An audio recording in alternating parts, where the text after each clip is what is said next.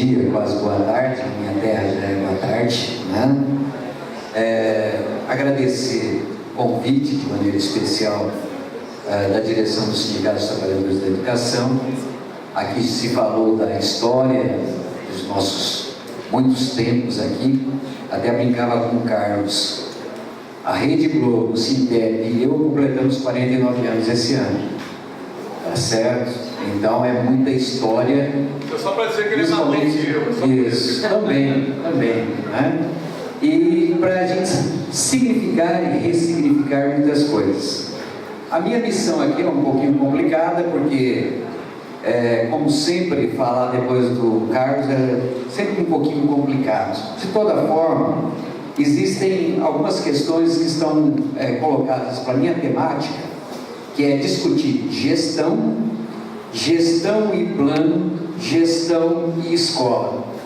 Então eu vou tentar fazer um esforço histórico, né, e fazer com que a gestão se relacione aos planos e se relacione à educação escolar, à escola. Hoje eu aprendi uma nova nomenclatura, não é mais chão, mas é o universo da escola, né? Importante, como não é mais portador de necessidade especial, tá certo? Pessoa com deficiência. Então, para a gente acompanhar a nomenclatura já é um sofrimento geral e restrito. E aqui, antes de começar, eu quero fazer uma fala que representa uma situação muito complicada, tendo em vista as nossas conquistas e as referências que nós temos de carreira no estado de Mato Grosso.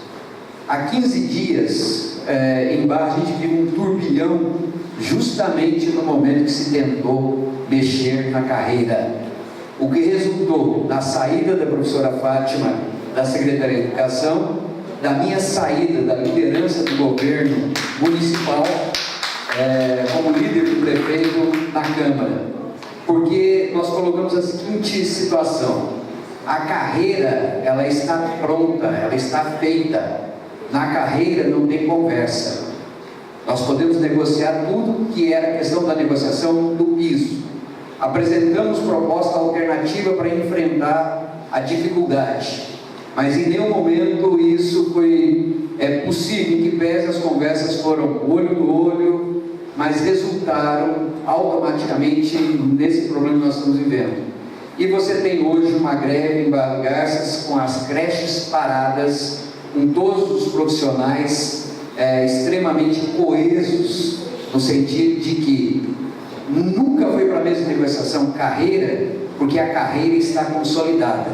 O piso é discussão que está posta a partir de 2009 para todos os trabalhadores da educação no Brasil. Então essa é uma referência importante da nossa luta. E qual é o problema? É justamente porque em nível de país, discussão de carreira, nos termos que nós temos aqui, não existe. Nós somos vanguarda do processo.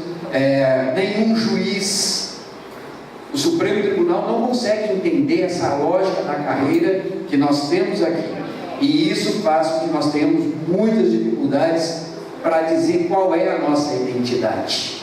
E é por isso que a gente é tão respeitado, é por isso que em todos os espaços que nós vamos, nesse país todo mundo quer saber como que a gente conseguiu, como que a gente produziu, como que a gente fez o que fez. Nesse sentido, é por isso que muitos de nós somos estudiosos dessas situações, escrevemos sobre, relatamos, contamos e colocamos sempre uma questão chave. A carreira é professor, é técnico, é apoio. Todos somos educadores. Então é um princípio diferente do que está posto. E é por isso que a gente tem esse grande respeito.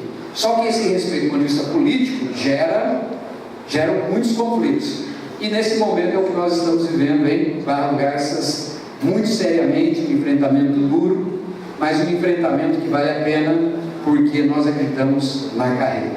É isso, não poderia deixar de relatar essa história, porque tem sido semanas bem românticas, divertidas, para fazer esse tipo de enfrentamento. O Omar está ali, que é o presidente da Sub-7, e sabe que enquanto a secretária, enquanto o vereador, tivemos que fazer 1000 peripécias para pelo menos o projeto não ser votado, como estava proposto, sem o conhecimento do líder e sem o conhecimento da própria secretária de Educação, longe, então, do próprio conhecimento do Sindicato dos Trabalhadores da Educação naquele momento. A luta continua sendo. Bom, feito isso, esse relato que era importante, porque eu estou num fórum estadual, né, para contar essa historinha, lembrar essa questão da gestão, o que ela envolve, alunos, professores, pais, funcionários. Essa é a visão que nós temos de gestão do Estado de Mato Grosso. Do ponto de vista legal, quais são as bases que constituem a nossa discussão de gestão? Lá no artigo 1º, a República Federativa do Brasil, formada pela União Indissolúvel dos Estados, municípios, Distrito Federal, uns fundamentos. E daí vem todos os fundamentos até que a gente chegue no inciso 6º, gestão democrática do ensino público na forma da lei. Então, o que nos garante essa discussão é o que a Constituição prevê para a gente. Na LDB, nós vamos encontrar isso lá no inciso 8º, no artigo 3º. O repasse aos sistemas de ensino a definição das normas de gestão democrática. Em nível de Mato Grosso, nós consolidamos isso a partir de 98 na Lei de Gestão Democrática, que é a Lei 7.040. No artigo 3º, o ensino será ministrado com base nos seguintes princípios. E daí, lá no princípio 8º, gestão democrática do ensino público, na forma desta lei e da legislação dos sistemas de ensino.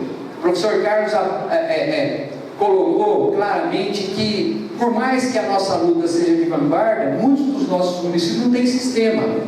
Nós temos muitos municípios que não têm plano. Barra do Garças vive um momento de revisão do seu plano, que completou 10 anos. Nós estamos com um fórum municipal constituído e temos um calendário até julho do ano que vem para apresentarmos o nosso novo plano municipal de educação. Não sei se vamos conseguir, mas temos um calendário, temos um fórum formado, cujo presidente é o professor Miro, viu, Carlos? Em relação à lei 7.040, ela se estabelece por meio de preceitos. O preceito 1 coloca a questão da corresponsabilidade entre o poder público e a sociedade na gestão da escola, portanto a responsabilidade é de todos nós. Em Mato Grosso, dentro das nossas lutas, sempre apareceram algumas dificuldades, alguns entraves, mas que colocaram a gestão democrática como um eixo fundamental das discussões. Vamos lembrar que nós temos gestão desde 87. Tivemos uma interrupção entre 91 e 94 com o lindo governo Jaime Campos, de memória muito boa para cada um, todo mundo deve adorar aquela figura especial, exponencial do respeito à educação.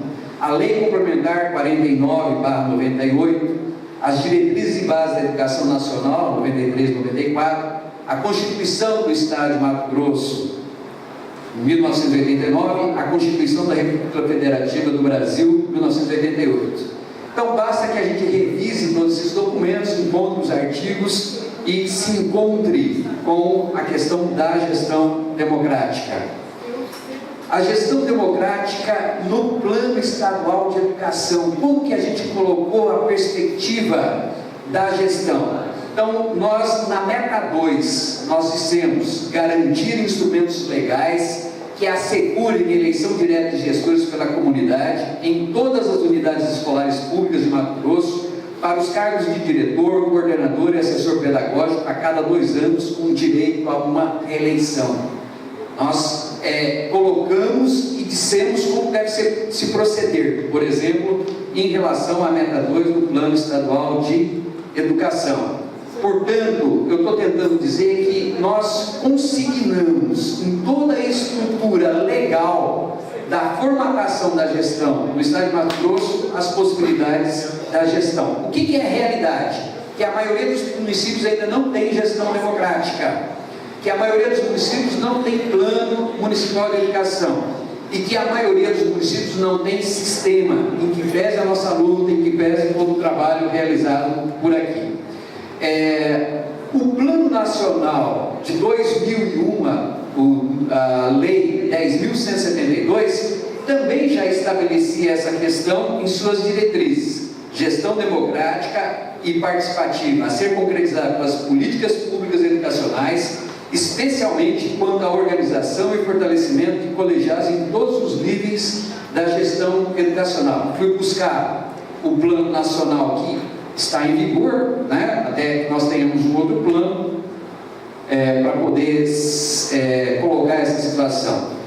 Como que está a gestão democrática em nível do Plano Nacional de Educação?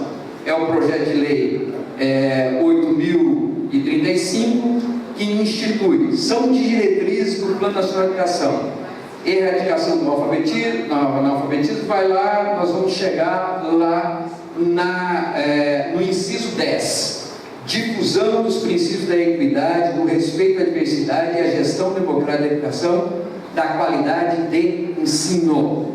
Então, Plano Nacional 2001-2011, Plano Nacional 2011-2020, Plano Estadual de Educação do Estado de Mato Grosso e todas as referências possíveis para que nós entendamos como isso é de primordial importância para nós. Outro preceito que está dentro da 7.040 é o preceito da autonomia pedagógica, administrativa e financeira. O professor Cássio foi diretor de escola por 2 mandatos, eu fui diretor de escola, na mesma escola que ele foi diretor, com muita honra, Escola Antônio Cristino Cortes, em fases e momentos diferentes, eu de 99 a 2000, o Carlos de 87 a 92. E justamente nós tivemos a experiência de pensar a lei, de ajudar a organizá-la, de ajudar a escrevê-la, e tivemos a possibilidade de sermos gestores e trabalharmos com toda a problemática que é ter uma gestão, de saber constituir a ideia de quem administra, de quem gesta, de quem tem que ter o cuidado nas finanças. Em muitos momentos, eu particularmente fiz uma avaliação que, diferentemente de todo o processo, eu tentei fazer valer mais a questão pedagógica do que a questão administrativa. Tomei algumas coisas na cabeça com isso, evidentemente, mas é preciso que a gente tenha um equilíbrio. Hoje, quase todo mundo tem que ser contador para entender das finanças, para gestar uma escola, porque não é fácil, é muito complexo todo o processo de como você deixa uma escola redondinha com os recursos que você recebe. Já foi muito pior, hoje está muito melhor do ponto de vista do dinheiro que entra. Só que é mais difícil você prestar conta do que gastar o dinheiro. Então tem que ter muito equilíbrio, muita capacidade para fazer as coisas acontecerem. Então, o primeiro momento é o momento da gestão, tá? Com todos os elementos legais que são possíveis. Historicizando o processo, como isso se dá ao longo da construção da gestão democrática na realidade de cada um e cada um de nós. Ao longo dos anos, a educação em Mato Grosso promoveu conferências, debates, encontros, seminários. Quando nem se pensava em CONAI 1, CONAI 2, 2010, 2014, a gente já pensava que nas nossas CONAIs já realizávamos os nossos encontros, as nossas conferências, que garantiam os nossos congressos, que garantiram para a gente estar aqui hoje, por exemplo, com um nível de debate que nós construímos ao longo dessa história, pelo menos nos últimos 30 anos, que é o período que nós estamos razoavelmente juntos, é que nós entendemos como isso se deu. Foram produzidos pareceres, resoluções do Conselho Estadual de Educação, entre outros documentos oficiais, que aprimoraram o ser, o fazer e a legislação em torno da temática. 1998 é um ano extraordinário da nossa luta do ponto de vista de como, do ponto de vista legal, nós conseguimos fazer valer tudo que nós construímos enquanto pensamento e enquanto prática educacional. 049, 050 são exemplos desse esforço da nossa luta. A gestão é realizada no Estado desde o período citado, sofrendo interrupção no governo Jaime Campos.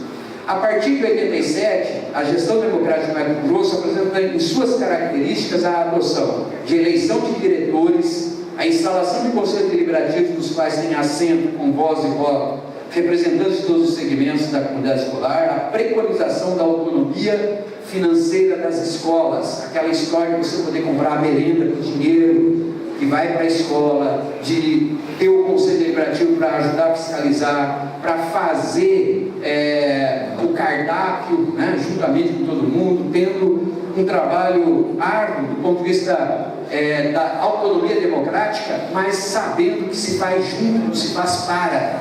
Então, quanto a gente valoriza a ideia do fazer com, na lógica da construção que nós fizemos ao longo dos anos. O documento referência da Conferência Nacional de Educação, em 2010, apontava para os cinco grandes desafios para o Estado e para a sociedade brasileira, a saber. A gente encontra isso lá no documento referente, lá na página 7. Um deles diretamente relacionado à gestão democrática. Propiciar condições para as referidas políticas concebidas e implementadas de forma articulada entre os sistemas de ensino, o direito dos alunos à formação integral com qualidade, o reconhecimento e valorização, até que nós chegamos lá, a gestão democrática e o desenvolvimento social. Tá? O texto base de 2010 da CONAI, lá na página 7, aparece gestão democrática e o desenvolvimento social. A grande arrancada, estou indo para o terceiro ponto, estou tentando ser rápido para cobrir o tempo. A grande arrancada, sistema gestão, como isso vai se procedendo, como isso vai se costurando, vai tecendo. Essa palavra é linda, né? Tecer, como que a gente constrói as nossas teias. A grande arrancada a favor da relação sistema-gestão em Mato Grosso se dá com a realização da Conferência Estadual de Educação de 96. É um marco da nossa luta, não tenha dúvida isso, em que se apresenta uma proposição do Sistema Único de Ensino. Essa proposição faz convergir os esforços da militância dos sindicatos e a plataforma democratizando o plano de governo das forças políticas coligadas na Frente Cidadania e Desenvolvimento, 94 a 98. Não se pode esquecer do governo Dante de Oliveira nesse processo, porque foi com ele que nós debatemos, foi com ele que nós discutimos, foi com ele que a gente chegou à conferência de 96, com todos os sofrimentos, com todas as dificuldades, com documentos paralelos, né, para fazer a discussão. O sistema único proconizado pelo SINTEP, a ideia de sistema proconizada pelo governo, e que nos levou a um debate muito duro, mas muito legal, muito olho no olho, né, com todas as dificuldades que isso trouxe, mas que amadureceu, acho que muito, a maioria de nós que estamos aqui. A mesa de negociação foi ampla, envolvendo a representação dos usuários da escola pública para definir os termos de reordenamento do ensino. Foram mais de 10 mil participantes, 490 emendas, somando o trabalho de base 90 dos 119 municípios mato-grossenses, como expressão de um processo desejado por uma democracia pensada de baixo para cima. Então foi um exercício muito interessante naquele momento. A ideia de sistema se estabelecia por meio de um conjunto de elementos materiais, chegando à ideia de sistema único de ensino, como a possibilidade real de se reorganizar o sistema educacional público, eliminando as redes estadual e municipal por meio de uma gestão única e cooperada entre Estado, municípios e as comunidades escolares. A ideia da fundação naquele momento, em que, de maneira profundamente socializante, a gente dizia: olha, nós queremos dinheiro num fundo para que todo mundo tenha as mesmas condições de carreira, de salário, de trabalho, de infraestrutura. Entre o nosso sonho de fazer isso e os embates que nós tivemos, vamos lembrar que o embate nós vencemos. Nós não vencemos as condições políticas e as condições jurídicas de dizer, vamos fazer, né? Quer dizer, porque em nenhum momento, qualquer dos governantes que estavam no poder topou a parada, e em nenhum momento nós conseguimos, de certa forma, fazer com que o poder judiciário entendesse como que a gente construiu aquela proposta e o que isso envolvia, tendo em vista o princípio da autonomia, e aí a autonomia dos entes. E a busca sempre se dá do ponto de vista de como a Constituição Federal trata essa autonomia dos entes, e é por isso que até hoje, para nós, é um imbróglio, mas a gente continua falando sobre isso. Não sei se nós teríamos a condição de propor da mesma forma, mas a gente continua amadurecendo o sonho e levantando a proposição de nos mantermos na ideia de que a gente tenha as condições reais de eliminar as redes, de ter as condições iguais para todos os trabalhadores da educação do estado de Mato Grosso. O que aconteceu em Mato Grosso no final das décadas de 80 e 90 tem elo no processo democrático, a produzir processos democratizadores. Os processos democratizadores se consolidaram ou se formataram nessas lutas dos nossos congressos, dos nossos encontros, do trabalho das nossas subsedes, que é muito forte, algumas delas um trabalho que é cotidiano, muito sério, de dedicação das lideranças, hoje em condições muito melhores do que aquelas de 20, 30 anos atrás. Aquela história de dormir no chão, de comer quando estava certo, isso passou. A nossa estrutura sindical é muito mais elaborada, muito mais significativa sobre todos os aspectos. Mas foi sobre aquelas condições que muitos de nós nos envolvemos na luta pelas conquistas que o sindicato deu à sociedade a partir do nosso envolvimento com os trabalhadores da educação. Para investir na democracia, nos espaços democratizadores, há que ser teimoso, pois a cultura da participação é incipiente e o clientelismo, o assistencialismo, a corrupção se estabelecem sem que os antídotos sejam capazes de detê-los, tendo em vista que a cultura do favor é que apaga no ar. Quando a gente fala de maneira geral, a gente fala de superação de muitas coisas, mas quando a gente vai nos nossos municípios pequenininhos, que a relação do gestor com os seus é muito próxima, é muito difícil que se estabeleçam rompimentos, tendo em vista que existe uma situação arraigada, cultural, dos favores, do patrimonialismo, que estão muito presentes. Por mais que nós tenhamos amadurecido, e talvez essas são as grandes dificuldades que ainda nós tenhamos para tentar superar esses processos. E é muito difícil a gente conseguir justamente uniformizar, de certa forma, as nossas lutas, porque existem as realidades locais e a gente não pode simplesmente dizer que elas não existem, elas estão postas, elas estão dadas, e são esses os enfrentamentos cotidianos que nós temos. Na verdade, quando a gente propôs a fundação, houve um grande alvoroço em relação a isso, justamente pelas marcas que ela trazia, de como ela foi proposta, qual era a lógica que ela tinha, no sentido que eu fiz essa explicação muito rapidamente.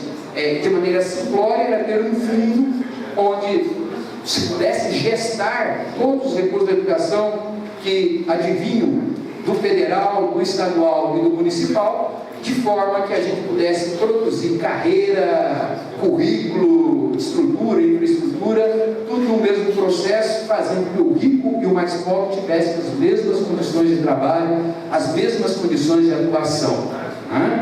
No documento referência da CONAI 2010, lá na página 27, sobre a gestão democrática, se afirma: a fundação da gestão democrática está, portanto, na constituição de um espaço público de direito que deve promover condições de igualdade, garantir estrutura material para a oferta de educação de qualidade, contribuir para a superação do sistema educacional seletivo e excludente e, ao mesmo tempo, possibilitar a inter-relação desse sistema com o modo de produção e distribuição de riqueza.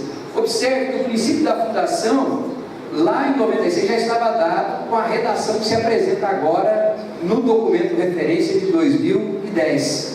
Era isso que a gente razoavelmente queria com a fundação. Qual é a fundamentação da gestão democrática sobre esse aspecto? A constituição de um espaço público de direito para promover condições de igualdade, garantir estrutura material para a oferta de educação de qualidade, contribuir para a superação do sistema educacional seletivo e excludente, possibilitar a inter-relação desse sistema com o modo de produção e distribuição de riquezas, a mais socialista possível sobre esse aspecto, com a organização da sociedade, com a organização política, com a definição de papéis do poder público, com as teorias de conhecimento, as ciências, as artes e as culturas. Nós não queremos só fazer movimento, nós queremos saber, nós queremos acontecer, nós queremos alimentar, se é possível parafrasear os titãs aqui nessa lógica da discussão. mecanismos da gestão que nós construímos ao longo da nossa história: conferências da educação, conselhos municipal e estadual de educação, conselho do Fundeb, eleições para diretores, Assembleia Geral Escolar, conselhos de escola, grêmio estudantil, rotatividade do quadro de diretores da escola, e aqui já preconizado para 2 anos, instrumentos democratizantes, o Plano Nacional de Educação, o Plano Estadual de Educação, os planos municipais, articulados aqui, a legislação educacional e as necessidades locais. Nós queríamos ter uma situação do todo, respeitando, evidentemente, as nossas regionalidades, já que o nosso estado ele tem dimensão continental. Nós podemos atravessar o estado andando 2.000 quilômetros, por exemplo, para chegar de um lugar a outro. E muitas vezes tem que dar a volta para outro estado para chegar no lugar que a gente quer. A nossa logística é uma loucura, tendo em vista que nós temos aí 900.000 quilômetros quadrados para percorrer, para discutir, para fazer a educação que nós estamos nos propondo a fazer. Como deve ser a prática da gestão democrática? Deve ser prática cotidiana que contém o princípio da reflexão, da compreensão e da transformação. Exige a formulação e execução de um projeto político-pedagógico libertador. Parece lugar comum, tá? Muito lugar comum, todo mundo já ouviu falar disso, mas na prática, onde nós estamos? Quais passos nós conseguimos dar até agora no sentido de fazer evidenciar essa prática pedagógica? Quais são as nossas diferenças? Por que em alguns lugares nós avançamos e outros não? Quais são as consequências disso? Como nós avaliamos todo esse processo? Por isso, o processo é de reflexão contínua. Como deve ser a prática? A democratização da escola pressupõe o coletivo como espaço privilegiado, e muitas vezes é muito difícil deixar um umbigo fora das nossas pretensões coletivas. Muitos de nós não conseguimos nos desvencilhar da dimensão do individual para fazer valer o coletivo acima de tudo. Todos nós somos humanos, sabemos o quanto isso é complicado. Para se estabelecer relações solidárias que contribuam para a ampliação do conhecimento de todos os envolvidos no processo. A escola pública amplia sua qualidade ao aprender com os movimentos de educação popular. E nós temos inserção nos movimentos populares. É por isso que o sindicato, o Sintep, consegue ser tão respeitado. Que a inserção não se dá somente dentro da educação, se dá fora dela, porque muitos dos nossos líderes, das nossas lideranças, representam mais do que a cara da educação, representam a esperança de que a gente pode se libertar do jugo, que a gente tenha as condições de discutir a partir de elementos técnicos, teóricos e práticos, como enfrentar tais realidades nos municípios onde nós estamos, nos movimentos que nós participamos, nos colegiados que estamos presentes, e muitos de nós participando das administrações públicas que se elegeram nos últimos anos. Muitos de nós nos tornamos vereadores, prefeitos, secretários de várias áreas, como professores. Quer dizer, quem se mantém na luta, como se mantém, como se constitui essa luta, como se mantém os princípios que o trouxeram do movimento social para dentro dos corpos administrativos dos nossos vários municípios e do estado de Mato Grosso. Muitos companheiros hoje fazem parte dos corpos administrativos em nível de estado, em nível de Brasil. Como isso se dá, e está aqui Carlos que representa isso em nível nacional, nós que representamos isso em nível aqui municipal, e os outros tantos que representam isso em nível estadual. Como a transformação da escola por meio de sua democratização é uma meta que vem sendo buscada há algum tempo. Meta tem tempo de começar, talvez não tenha tempo de terminar. Está sempre como meta, como corrida, como perspectiva. Para realizá-la, precisamos implementar ações capazes de fazer da escola pública uma escola para as classes populares. Uma visão gramsciana do processo, né? Uma visão que nos coloque próximos, que faça a escola ser para todos, não faça ser a escola um espaço de privilégios, mas um espaço de conquistas coletivas. Como nós fazemos isso nos nossos currículos, e nós vamos propor currículo, uma discussão que está colocada. O Henrique fazia uma fala aqui muito interessante sobre a questão do ciclo, né? Infelizmente, a gente vai ter que convencer a maioria da nossa categoria de que o ciclo vale a pena, porque nesse momento, a maioria absoluta não acredita no ciclo, não tem disposição para trabalhar com ciclos. Essa é uma luta talvez das mais pesadas da nossa parte, que nós precisamos estar sempre revendo. Terminando aqui a fala, eu tenho 15 minutos, eu vou levantar algumas coisas. Eu fui muito rapidinho para não extrapolar, mas é preciso retomar algumas questões. Primeiro, a gestão é uma marca do trabalho que se realiza, não aqui somente no Mato Grosso, mas que nós tomamos para nós como uma missão importante na transformação da escola e na transformação da sociedade. Acho que uma segunda coisa tem a ver com todo o processo legal que nós construímos aqui, que são marcas que se devam a gente que se debruçou muito duramente para estudar como isso podia acontecer. E aí, eu lembro, estou vendo aqui o Júlio, né? O Carlos, de maneira especial, o papel que esses dois companheiros exerceram na realização da Conferência Estadual de Educação. Posso estar sendo injusto com outros companheiros, mas vou aqui render um tributo àquele trabalho, como isso se deu.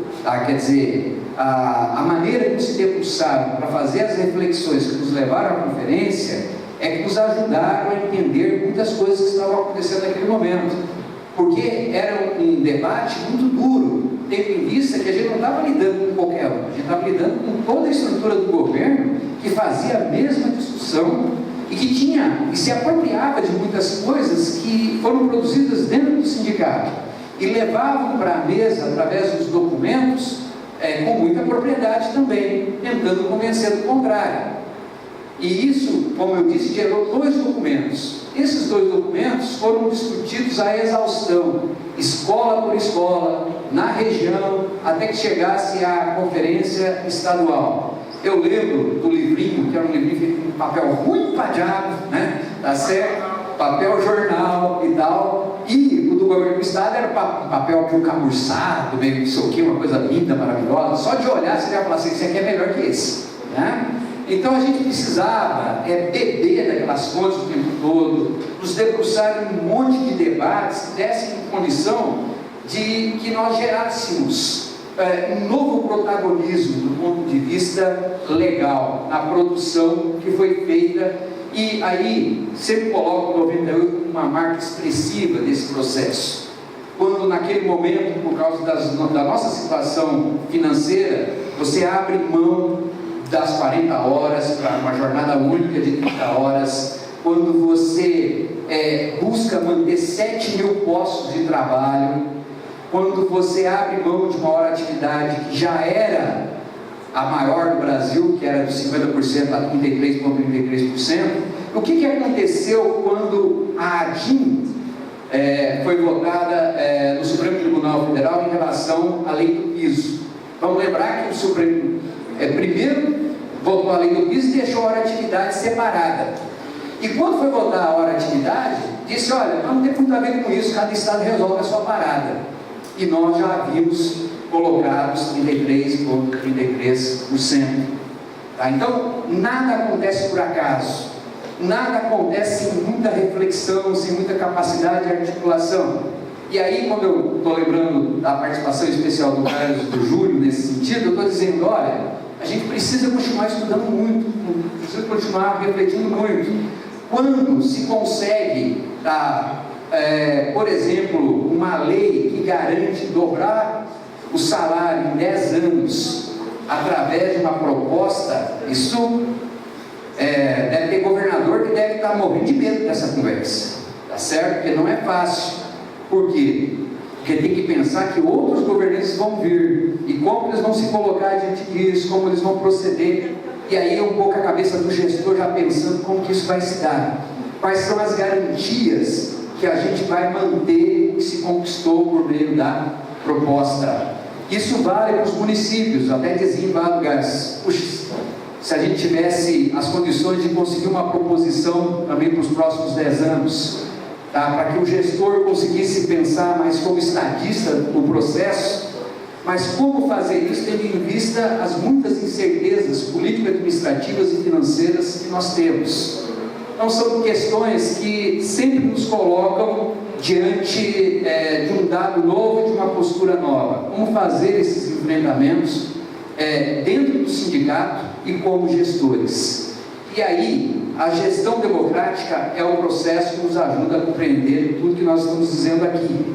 Se não fosse a nossa escola de gestão, talvez nós não conseguíssemos nem sentar à mesa com ninguém, com a capacidade de articular e de ler números, de ler, fazer uma leitura ampla, que não é só educacional, ela precisa ser política, ela precisa estar constituída na realidade, ela não pode ser apenas uma visão, digamos, apenas holística da realidade, ela tem que ser uma visão clara, objetiva, para fazer o enfrentamento do dia a dia. É por isso que talvez muitos de nós ao longo dos anos nos debruçamos a estudar, a refletir sobre isso, a escrever sobre isso, a traduzir um pouco uma leitura de mundo que nos ajude a nos mantermos como vanguarda, mas mais do que isso, nos ajude a levar isso para o Brasil todo. Talvez seja a nossa maior contribuição enquanto educadores do Estado para a realidade que nós temos. Então, gestão e plano, gestão e escola tem a ver com todo esse processo que a gente está discutindo aqui. Quer dizer, como que isso vai para o universo da escola? Vai através da nossa capacidade política de discutir isso com o pai, com a mãe, com o técnico, com o apoio administrativo que estão lá na escola. Não nos adianta apenas fazer com que os nossos fóruns sejam objeto dessas discussões. Isso tem que ir para o lugar certo, lá, respeitando o equilíbrio do universo, das nossas instâncias, das nossas realidades. Obrigado.